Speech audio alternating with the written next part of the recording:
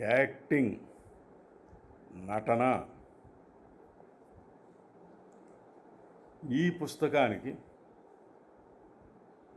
ముందు మాటలు రాసిన శ్రీ రావి వెంకటచలం, ప్రముఖ నటులు, దర్శకులు, రచయిత.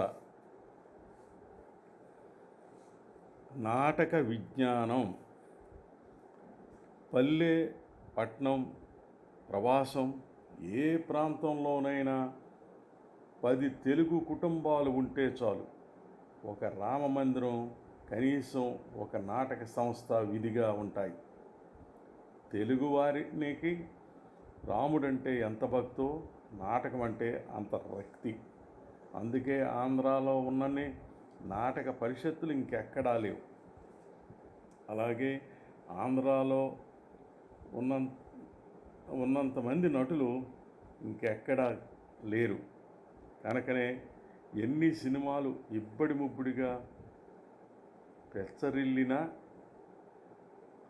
ఎంత అశ్లీల వేషధారణతో ఉవ్వెత్తున ఎగసిపడినా నాటరంగం ఆంధ్రాలో అంతరించలేదు.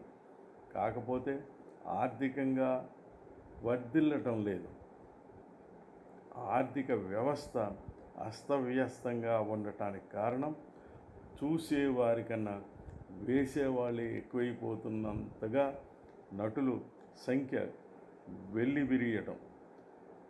ముఖానికి రంగు పులుముకొని రంగస్థలం దునడం తెలుగు నటుడికి పరమానందం. 10 మంది కంటపడితే ఏ సినిమా ఛాన్స్ అన్నా రావచ్చన్న ఆశ. ఏ ఆశ లేకుండా అసలు నటుడుగా రాణించాలన్న ఆశయం కూడా లేకుండా నాటక కళాధ్యయానికి అంకితుడైన కళా పోషకుడు కొత్తపల్లి బంగారరాజు. నాటక కళకు సంబంధించిన ప్రతి శాఖను, ప్రతి అంశాన్ని కూలంకషంగా పరిశోధన చేసి ఎన్నెన్నో గ్రంథాలను పఠించి ఎందరెందరో అనుభవజ్ఞుల పరిచయంతో తాను అభ్యసించిన విద్యను పరిపక్వం చేసుకొని ఎన్నో ఏళ్ళుగా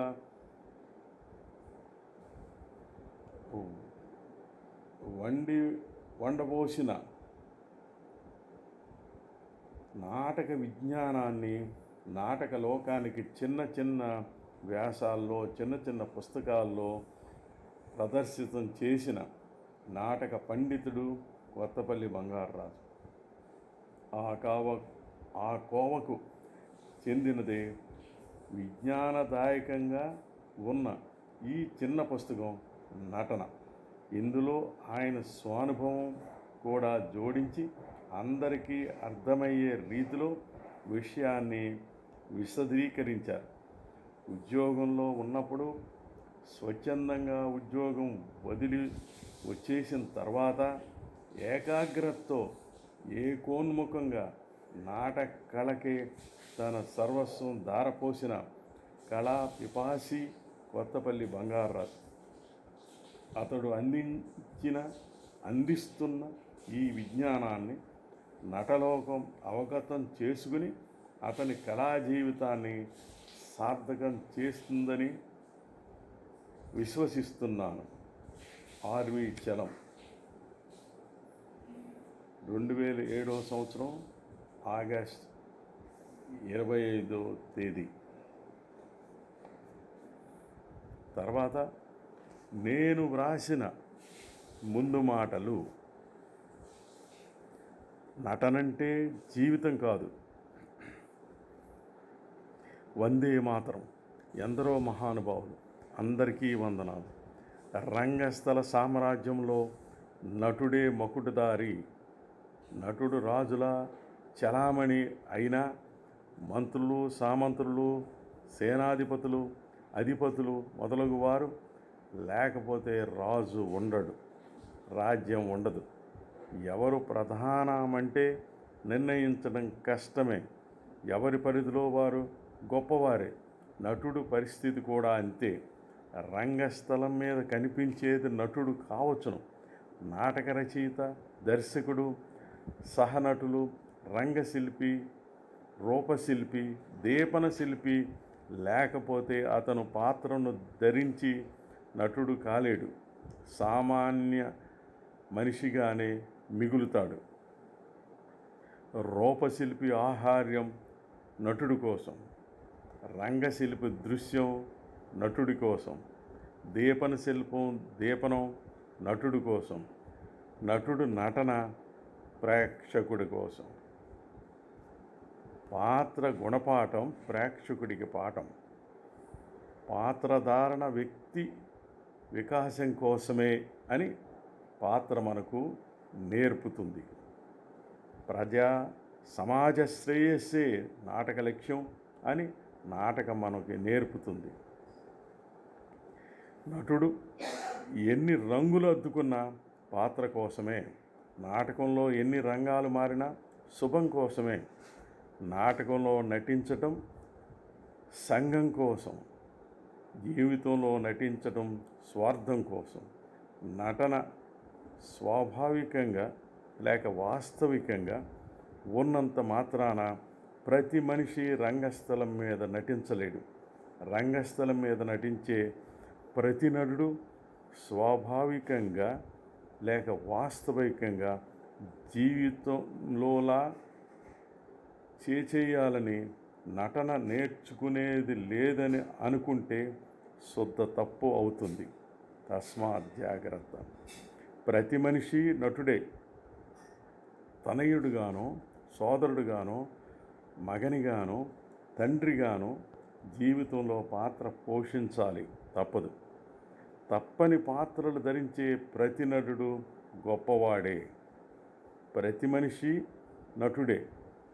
నాట శిక్షణ ఉంటే ప్రతి నటుడు మహామనిషి.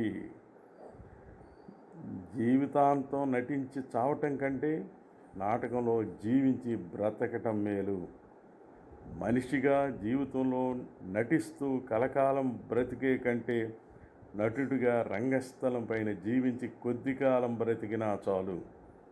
నటుడు పాత్రలా జీవించాడని అతిశయోక్తితో అన్నా, అజ్ఞానంతో అన్నా వాస్తవానికి అది సరికాదు. నటుడు పాత్రలా జీవించడంలా చేసేవాడు పిచ్చివాడు అయి ఉంటాడు. నటుడు వేరు, పాత్ర వేరు. నటుడు పాత్రోచితంగా నటించాలి. పాత్రని ప్రక్షేపణ చేయాలి. పాత్రలా జీవించాడంటే పాత్రలా అయిపోవటం. 16 ఏళ్ల వయస్సు యువకుడు, నటుడు 61 ఏళ్ల వయస్సు వృద్ధుడిగా పాత్ర ధరిస్తున్నప్పుడు పాత్రనే ప్రదర్శించగలడు కదా. రచయిత రాసింది నటుడు చెప్పాలి. దర్శకుడు ఆదేశాలు నటుడు పాటించాలి. అందుకే నటుడు ఒళ్ళు దగ్గర పెట్టుకుని నటించాలి. పాత్రలో లీనం కావటం కాదు, తన్ను తాను ఎరిగి నటించాలి. నటనంటే జీవితం కాదు, అనుకరణ మాత్రమే. జీవితంలో నటించేది నటన కాదు, మోసం. ది ఎసెన్షియల్ థియేటర్ గ్రంథంలోని యాక్టింగ్ అనే పాఠము ఆధారంగా ఈ చిన్న పుస్తకం రాశాను. నేను అమెరికా నుంచి కొని తెచ్చుకోవటం నా అదృష్టం. తెలుగు నాటరంగానికి స్వేచ్ఛానువాదం చేసి అందివ్వగలుగుతున్నందుకు ఆనందంగా ఉన్నాను. నాటక విజ్ఞానం అంటూ ముందు మాటలు రాసిన గురుతుల్యులు శ్రీ రావి వెంకట చలం గారికి నా హృదయపూర్వక కృతజ్ఞతలు. ఈ పుస్తకంలో ప్రస్తావించిన ప్రయోక్తలకు, నాటకానికి నాకు సహకరించిన వ్యక్తులకు నా కృతజ్ఞతలు. సర్వే జనా సుఖినో భవంతు. జై హింద్. భవదీయుడు కొత్తపల్లి బంగారరాజు. మరికొన్ని విషయాలు మరో భాగంలో.